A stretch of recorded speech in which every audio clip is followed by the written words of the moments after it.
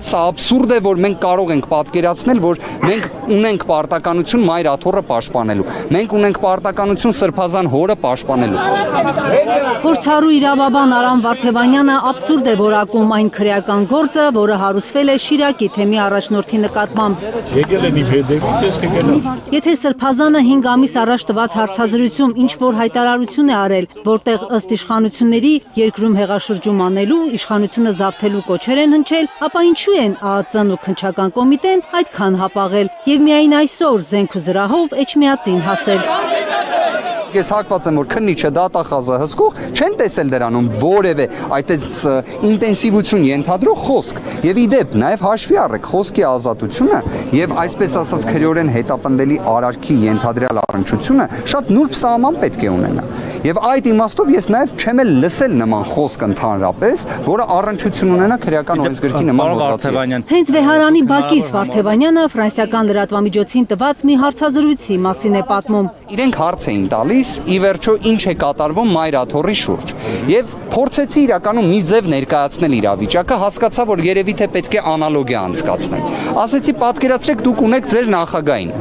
պարոն Մակրոնին։ Ասում է այո, ասում են դուք նաեւ ունեք Հռոմի պապին, որպես կաթոլիկների հոգեվոր ամենաբարձր առաջնորդ։ Ասում է այո, ասում են դուք պատկերացնում եք, որ պրեզիդենտ Մակրոնը, օրինակ նախագահ Մակրոնը պահանջի Հռոմի պապի հրաժարականը։ Վերջինս սկսեց ծիծաղել։ Երբ նկատեց, որ ես չեմ ծիծաղում եւ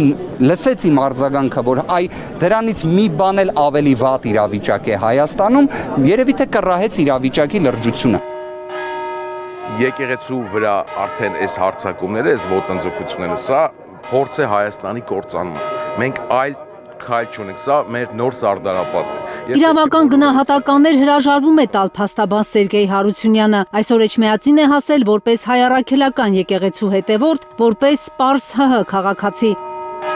Հարությունյանի խոսքով, երբ իշխանությունը ձերբակալեց Տավուշը հանուն հայրենիքի շարժման առաջնորդ Բագրատ Սրբազանին, վստահ էր, որ Փաշինյանի հաջորդ թիրախը մայր աթոռն է լինելու։ Էսը մոնղոլ թաթարները չեն մտել Վեհարան, բայց այս համազգեստավորները, որոնք ծառայում են հարևան երկու պետություններին, Թուրքիան եւ Ադրբեջանին, հիմա այստեղ են։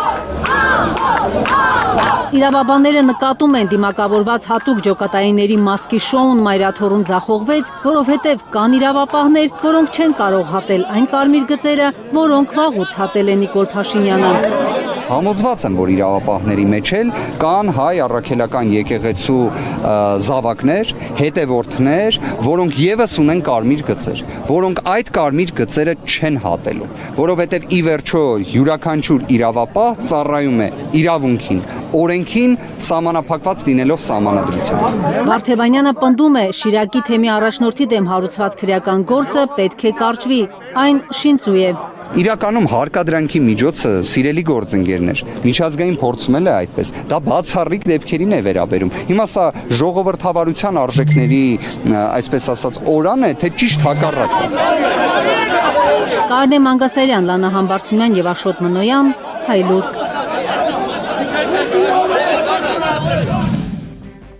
Հայաստանում եւ աշխարհում տեղի ունեցող իրադարձությունների մասին առաջինն իմանալու համար բաժանորդագրվեք մեր ալիքին, սեղմեք զանգակը, որ բաց չթողնեք ամենահրատապը, ամենակարևորն ու հետաքրքիրը։